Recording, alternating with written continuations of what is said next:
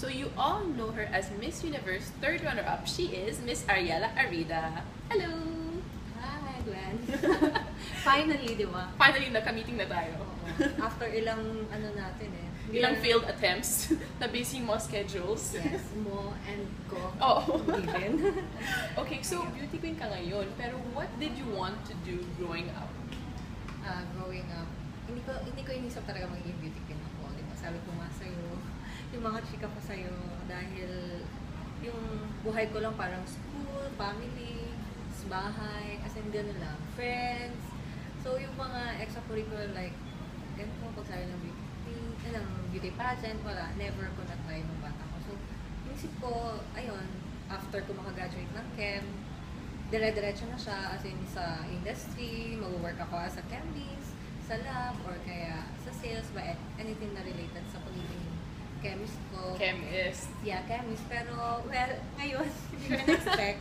Nag-iba yung direction. Pero of course, hindi naman, wala akong regrets kahit isa sa kung ano nangyari sa akin. So ngayon, na nangyari to sa'yo, what do you want to do? Ngayon na nangyari sa akin to, siguro habang may gantong opportunities and habang bata pa ako, na kaya ko pang gawin to mga bagay na to, pupush ko na. Sayang din eh. Push mo na? Ano yung push mo? Push ko na. Halimbawa, siguro after contact ko sa Binibini, di ba? Kasi October, ako, parang gano'n. I mean, ayun, siguro kung ano dumating, kung i-offer ako ng acting, singing, dancing, di ba? Push natin yan. Push natin lahat. Gawin mo na lahat. Oo. Tapos may pelikula ka, tapos acting, may singing and dancing sa loob. Alam mo yan, te. Pwede din. Kasi ako naman, like, yung pagsali ko sa Binibini, ano lang siya, parang nagkataon lang din na dumating sa akin. Hindi naman planado. So, wala, ina-expect ko, siguro parang swerte ako kapag hindi pinaplano eh. Pag dating na siya ng dating, ako naman go lang ng go. I go. Okay, Yes. I like that. O sige, for example, Push ng push. So, hindi mo pinaplano ang buhay mo, pero parang dumarating na yung mga blessings. Pero for the future, kung may plan ka na business na gusto i-start, anong business? Pero yun nga, sabi ko nga, kung lahat naman mag-fail, dahil hindi mo naman talaga, Mag-fail. alam mo yun, hindi naman talaga, hindi mo naman Kontrolado. Hawak yun. hawak kung anong mangyayari. So, may plan B din naman ako na iniisip ko yung pagka-grad ko pa lang. Kami ng mga friends ko, iniisip ko na magtayo kami ng perfect business. Since that time, kaka-graduate ko pa lang, wala ka ng mga stable na pera sa buhay. So, inisip ko na namin mag-work muna kami. Then, yun, kapag nakaipon kami, then pwede na ma-start yung business. Ngayon, feeling ko naman medyo malapit na sa katotohanan yun. Ayun, yung inisip ko kapag may opportunity, pag halimbawa, nagawa ko na lahat din ng gusto ko, I can go back sa pagiging chemist. Saka yun nga, start ng perfume business. So, meaning you're gonna create your own perfumes? My own perfume, and yung scent na gusto ko, alam mo yun. So, anong name ng business mo? Or ng perfume line? Actually, ngayon, inisip ko pa eh. Kasi nga natatakot ako simulan. Push mo yan! Kaya nga eh. Di ba nga, sabi ko sa'yo, natakot ako mag-plan. Pero basta kapag, na talaga, yung tipong nawala lahat, na-try ko na lahat. Ito talaga yung ipupush ko talaga. Pero as of now, yun yung idea pa lang yun nasa akin. Natatakot ako mag-start na parang, Kaya mo yan? Paano ko sisimulan? Saan ako magsisimula? Ang hirap eh, pag iniisip ko. Pero, ayun nga, kailangan ko lang talaga ng motivation talaga na ma-start yun. Something to push you. Oo. Inaisip ko na basta pag nag-start na yun, as in, dire-diretso na ako. Since ngayon, parang... Ako na lang mag-push sa'yo. Kaya nga eh. Word of the interview day. na to, yung Word of the day, push. push. Yung interview na to siguro yung mag-start. Dahil sa... Ay, honored sa'yo. naman ako. Kaya ako pag may perfume na ako, interview mo ulit ako dito. Ay, bagong topic. May bago tayong topic. Yeah. O, sige, Businesswoman na pala. Ay, businesswoman. And trap. Dapat may perfume naman na nakapangalan ko. Ikaw naman. Ako naman, gusto mo scent mo, di ba? Yung mga uso ngayon. Di ba yung mga uso ngayon na perfume, dala-dala yung mga scent na mga... Taray. Kung anong gusto mong amoy, gagawin kita. Ay. Tapos papangalan ko sa'yo. Ay, taray. Perfume by Ariela Arida. Yes. Gwendolyn Rue. By Ariela Arida. Oh, Diyos. Siguro French-inspired bilang... Ay, taray. Diba? Pag sa'yo. Si Shai. Pag sa'yo, di ba? Ganun. Okay, well, that's for the future. I'm looking forward to that in your perfumes and mine. Just. Sana talaga masimulan ko na. Simulan mo na. O yun. sige, ngayon, tanongin kita about your love life. Kamusta na yung love life mo? Ano ba? Ganda-ganda mo. Ano na nangyari sa love life mo? Sabi ko nga, one day you're in and the next day you're out. What day you're in? Ano yan? Hindi naman. What day you're in and next? Anong TV show yan ulit? America's Next Top Ayun Model. talaga. So Oo, parang diba? yun yung love life mo, America's Basta Next Top ano, Model. Happy-happy lang kapag happy. Sabi ko nga sa'yo, ano ba? Complicated eh. It's complicated. Oo. Parang Facebook status. As of now naman, masaya. Masaya. Diba? Ayun, gano'n. Hindi ko alam kung sa next na interview mo sa akin. Ayun, mga tipong gano'n. Kaya, siguro ngayon, okay naman. Sige, mag-follow-up interview tayo about your love life soon. After, sa next na vlog mo. Sige, ibang topic. Of course, you're aware ng yung issue that's circulating in the beauty pageant world. Ako, hindi ako masyado aware. Tinanong ako kung anong opinion ko about the issue and I didn't know about it. So parang they informed me about it. Ikaw, syempre it's affecting our friends or parang yung mga ka-family natin sa beauty pageant world. Ano ba yung comment mo dyan sa issue na yan? Sabi ko nga sa'yo, anong issue ba ito? Kasi ang dami ko naririnig, di ba? Pero anong year na issue ba to? Anong year na issue? Kasi parang every ano na lang eh. As in, kahit nung time ko lang may issue, parang every year may issue nagaganap. And since yung latest talaga. Ang latest? Ano masasabi ko? Sa side ko naman kasi parang ang hirap mag-comment since nakikichika lang naman ako, nakikisagap lang din naman ako ng ano. So, hindi ko alam kung totoo or what. So, siguro sa akin, okay na ako na nalaman ko, ay, may ganun palang issue. Pero yung para mag-ano pa ako, di ba? Sabihin ko pa kung ano. Ang hirap eh. Siguro kung ako mismo yung nandun na issue. Ay, talagang magsasalita ako na kung ano yung opinion ko. Pero ngayon, since ito, Gusto ko yung sagot mo, very beauty queen-like. Di ba? Parang Yes. diplomatic. Yes, ano yan? Sa Diplomatic. Q&A, kailangan talaga. Ito.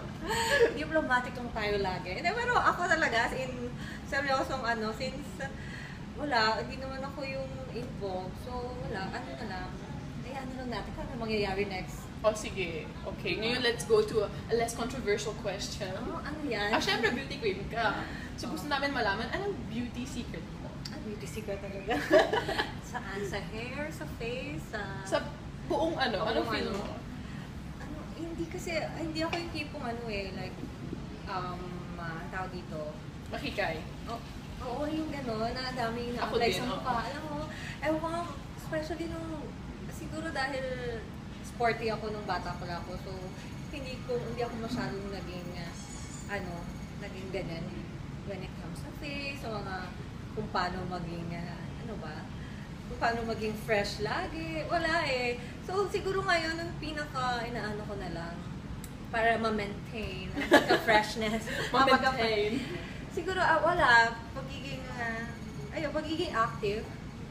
I stay fit, Oo, feel ko sa akin nakakatulong yun eh. Kasi pag wala, hindi ako napapawisan. Sobrang feeling ko yung skin ko, sobrang patay. Nakakabuhay din yun ng dugo eh. So, yun pala fit na fit ka and active sa gym. So, dapat isama kita sa mga gym session, videos natin. Gym session, or kaya, basta kahit ano na. Sige, sa next video, Ara will show you what is her gym routine, ha? Cardio lang. Cardio lang. As in, takbo. Mahilig kasi talaga ako magtumakbo. And yun. Talaga, siguro kapag sa isang linggo, hindi ako napawisan. Iba yung feeling ko. Feeling ko nakaka-good vibe sa akin yun. Saka healthy lifestyle.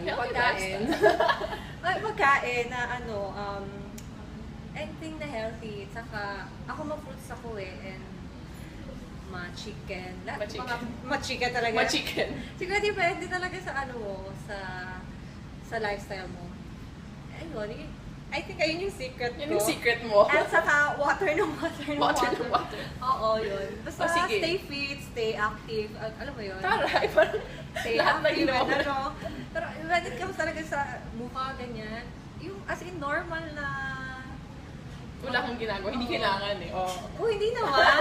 Basta, syempre lagi naka-makeup, I see to it na talaga na magtatanggal ako ng makeup bago matulog. Pero wala yung mga regimen talaga na kailangan ko maglagay ng ko for 5 minutes. Ano gano'n? Ganun din ako.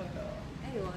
Pero alam ko naman nakakatulong. Sabi nga ng friends ko, siguro it's time na mag-moisturizer ka naman. My friends are Alam mo telling yun? me that day, they're like, you don't do anything, my God, you have to moisturize. Sabi Oo, nila sa sabi nga akin, you're nila. getting your, if when you get old, Oo, yun nga. Sabi when you get old, ganyan. magkano tayo ng moisturizer together. Kaya ganun nga sabi sa akin, kasi sabi, kailangan mo yan. Kasi syempre nga hindi mo pa nakikita, pero parang, di ba, In the years from future, now, so yun, tinatry ko naman. Kasi tawa talaga ako, basta sa akin okay, malinis na yung face ko, okay na. Oo, I totally understand. This is Beauty Queen Secret. So, ano ba yung Beauty Queen Secret mo? It's Queen Secret ko. Sa mga aspiring beauty queens out there, what advice can you give them? Okay, sa mga aspiring beauty queens, wala, just be yourself, di ba? Hindi, Be yourself, just wash your face and stay fit. Ano ba?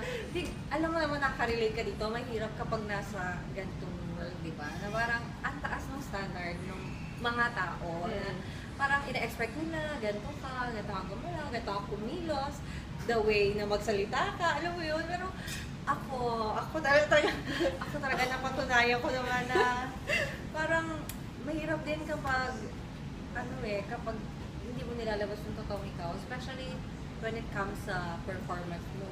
Kapag ito na talaga, parang lumalabas yung personality mo and feeling ko mas nakakatulong talaga yun. Kung ikaw yung tipo na sobrang kinikip mo yung personality mo kasi ito yung na-expect ng mga tao sa'yo. Yeah, you're supposed to be poised, girly, ganyan. parang mahinhin, gano'n. Parang, Na we're not really like that talaga. alam mo yan, parang in the end, daw, hindi, mahirap panindigan, alam mo yun, feel mo.